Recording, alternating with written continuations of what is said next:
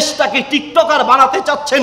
দেশের এমনিতেই টিকটকারদের যন্ত্রণায় থাকতে পারছি না, ট্রেনের নিচে গিয়ে পড়ে, গাড়ির নিচে গিয়ে পড়ে, রাস্তার পাশে পড়ে থাকে। এই সমস্ত টিকটকারদের যন্ত্রণায় এমনিতে থাকতে চাচ্ছি না, থাকতে পারছি না। ঘরে ঘরে ঘরে ঘরে টিকটকারদের মারামারি শুরু হয়ে যাবে, ঠিক কিনা? সম্মানিত উপস্থিতি, প্রশাসনের কাছে আমাদের অনুরোধ হচ্ছে, আমরা মাঝে মাঝে ফেসবুকে দেখি খায়রুল দেওয়ান সম্ভবত একজন আছে, সে মনে মনে প্রধানমন্ত্রী, রাস্তার পাশে দাঁড়িয়ে সে দাবি করে যে সে প্রধানমন্ত্রী। তাহলে তাকে আপনি প্রধানমন্ত্রী বানান। যদি সেটা সম্ভব না হয়, মনে মনে দাবি করলেই সেটাকে আপনারা গুরুত্ব দিচ্ছেন, অথচ মুসলমানদের দেশ, ইসলামপন্থীদের দেশ, মুসলমানদের এই দেশে, মুসলমানদের স্কুলে মুসলমানদের এই ধর্মীয় বই পড়ানোর শিক্ষক থাকবে না। এর চেয়ে দুঃখজনক আর কিছু হতে পারে না।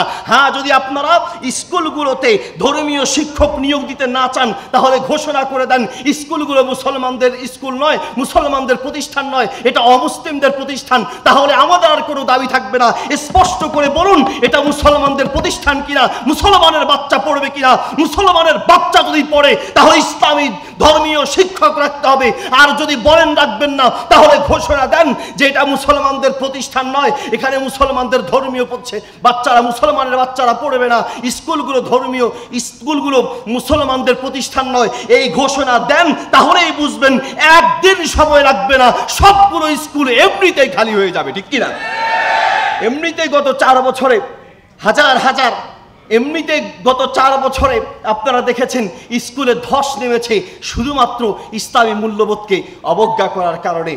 সর্বশেষ অনুরোধ জানাচ্ছি, আমাদের এই দেশ মুসলমানদের দেশ, এদেশের স্বাধীনতার পিছনে মুসলমানরা অগ্রগামী ছিল, ওলামা একরাম অগ্রগামী ছিল। আপনারা ক্ষমতায় বসেছেন, একবার চিন্তা করেন, যদি ওলামা একরাম এই আন্দোলনগুলোকে সমর্থন না করতো, আপনারা এই পর্যায়ে আসতে পারতেন না। আল্লাহ সুবহানাহু ওয়া তাআলা আমাদের এই জাতিকে রক্ষা করুক।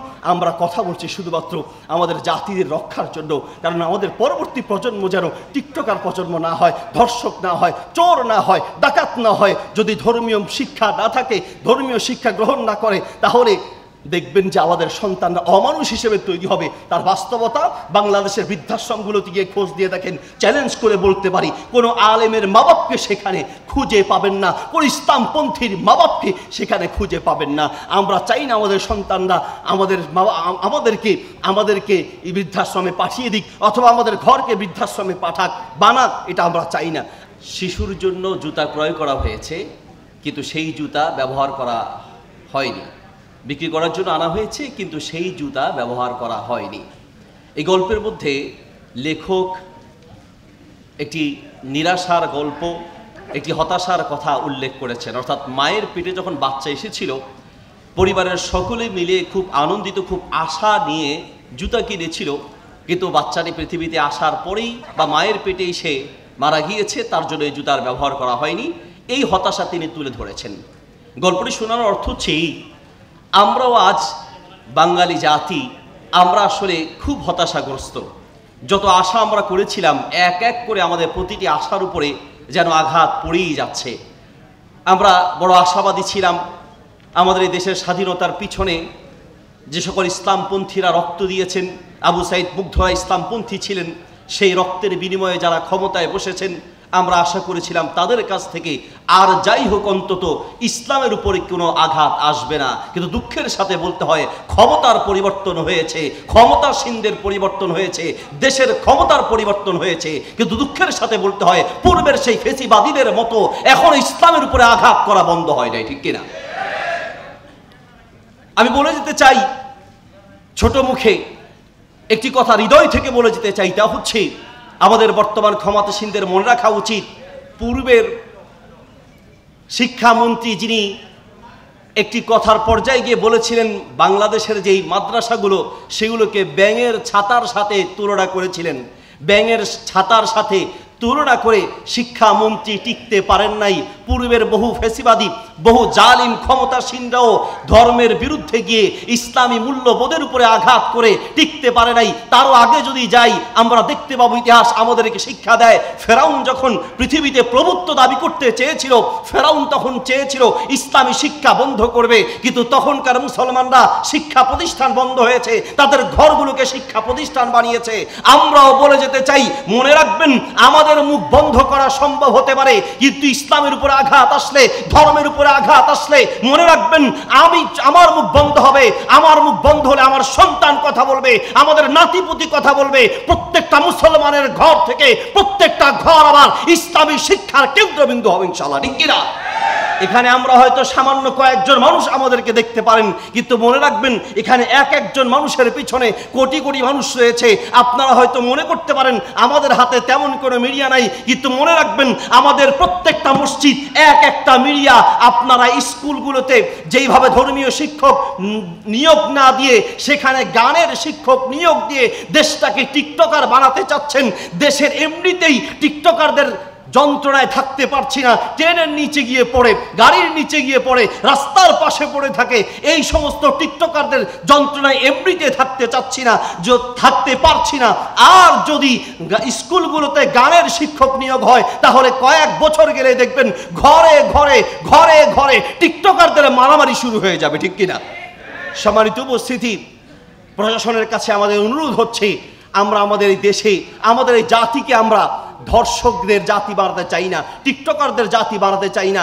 যদি ধর্মীয় শিক্ষার সত্যিকার মূল্যবোধ তৈরি করা না যায়, ধর্মীয় শিক্ষক নিয়োগ দেওয়া না হয়, দুঃখের সাথে বলতে হয় আপনাদের কাছে যেই লিফলেট দেওয়া হবে ইনশাআল্লাহ আপনারা দেখবেন কোনো কোনো স্কুলে 10 বছর পর্যন্ত পড়ানো হচ্ছে ধর্মীয় বই, অর্থাৎ ইসলামী বই পড়াচ্ছে তা একজন অমুসলিম।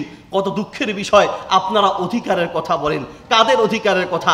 সমকামীদের অধিকার নিয়ে আপনারা চিন্তা করেন, মনে মনে চিন্তা করলেই সেটাকে আপনারা গুরুত্ব দেন। দুঃখের সাথে বলতে হয়, যদি মনে মনে কোনো ছেলে যদি মেয়ে দাবি মনে করে, আর কোনো মেয়ে যদি মনে মনে সে নিজেকে ছেলে মনে করে, সেটাকে আপনারা গুরুত্ব দিয়ে সমকামিতাকে বাস্তবায়ন করতে চাচ্ছেন। মনে মনে দাবি করলেই যদি হয়, আমরা মাঝে মাঝে ফেসবুকে দেখি খায়রুল দেওয়ান সম্ভবত একজন আছে, সে মনে মনে প্রধানমন্ত্রী, রাস্তার পাশে দাঁড়িয়ে সে দাবি করে যে সে প্রধানমন্ত্রী, তাহলে তাকে আপনি প্রধানমন্ত্রী বানান। যদি সেটা সম্ভব না হয়, মনে মনে দাবি করলেই সেটাকে আপনারা গুরুত্ব দিচ্ছেন। অথচ মুসলমানদের দেশ, ইসলামপন্থীদের দেশ, মুসলমানদের এই দেশে, মুসলমানদের স্কুলে মুসলমানদের এই ধর্মীয় বই পড়ানোর শিক্ষক থাকবে না, এর চেয়ে দুঃখজনক আর কিছু হতে পারে না। হ্যাঁ, যদি আপনারা স্কুলগুলোতে ধর্মীয় শিক্ষক নিয়োগ দিতে না চান, তাহলে ঘোষণা করে দেন স্কুলগুলো মুসলমানদের স্কুল নয়, মুসলমানদের প্রতিষ্ঠান নয়, এটা অমুসলিমদের প্রতিষ্ঠান। তাহলে আমাদের আর কোনো দাবি থাকবে না। স্পষ্ট করে বলুন এটা মুসলমানদের প্রতিষ্ঠান কিনা, মুসলমানের বাচ্চা পড়বে কিনা। মুসলমানের বাচ্চা যদি পড়ে তাহলে ইসলামী ধর্মীয় শিক্ষক রাখতে হবে। আর যদি বলেন রাখবেন না, তাহলে ঘোষণা দেন যে এটা মুসলমানদের প্রতিষ্ঠান নয়, এখানে মুসলমানদের ধর্মীয় বাচ্চারা, মুসলমানের বাচ্চারা পড়বে না, স্কুলগুলো মুসলমানদের প্রতিষ্ঠান নয়, এই ঘোষণা দেন। তাহলেই বুঝবেন একদিন সময় লাগবে না, সবগুলো স্কুল এমনিতেই খালি হয়ে যাবে, ঠিক কিনা?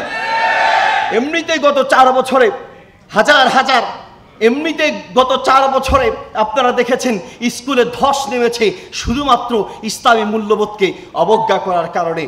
সর্বশেষ অনুরোধ জানাচ্ছি, আমাদের এই দেশ মুসলমানদের দেশ, এদেশের স্বাধীনতার পিছনে মুসলমানরা অগ্রগামী ছিল, ওলামায়ে কেরাম অগ্রগামী ছিল। আপনারা ক্ষমতায় বসেছেন, একবার চিন্তা করেন যদি ওলামায়ে কেরাম এই আন্দোলনগুলোকে সমর্থন না করত, আপনারা এই পর্যায়ে আসতে পারতেন না। আল্লাহ সুবহানাহু ওয়া তাআলা আমাদের এই জাতিকে রক্ষা করুক। আমরা কথা বলছি শুধুমাত্র আমাদের জাতির রক্ষার জন্য, কারণ আমাদের পরবর্তী প্রজন্ম যেন টিকটকার প্রজন্ম না হয়, ধর্ষক না হয়, চোর না হয়, ডাকাত না হয়। যদি ধর্মীয় শিক্ষা না থাকে, ধর্মীয় শিক্ষা গ্রহণ না করে, তাহলে দেখবেন যে আমাদের সন্তানরা অমানুষ হিসেবে তৈরি হবে। তার বাস্তবতা বাংলাদেশের বৃদ্ধাশ্রমগুলোতে গিয়ে খোঁজ দিয়ে দেখেন, চ্যালেঞ্জ করে বলতে পারি, কোনো আলেমের মা বাপকে সেখানে খুঁজে পাবেন না, কোনো ইসলামপন্থীর মা বাপকে সেখানে খুঁজে পাবেন না। আমরা চাই না আমাদের সন্তানরা আমাদেরকে এই বৃদ্ধাশ্রমে পাঠিয়ে দিক, অথবা আমাদের ঘরকে বৃদ্ধাশ্রমে পাঠাক, বানাক, এটা আমরা চাই না। আল্লাহ তাআলা আমাদেরকে বোঝার তৌফিক দান করুন। আসসালামু আলাইকুম ওয়া রাহমাতুল্লাহ।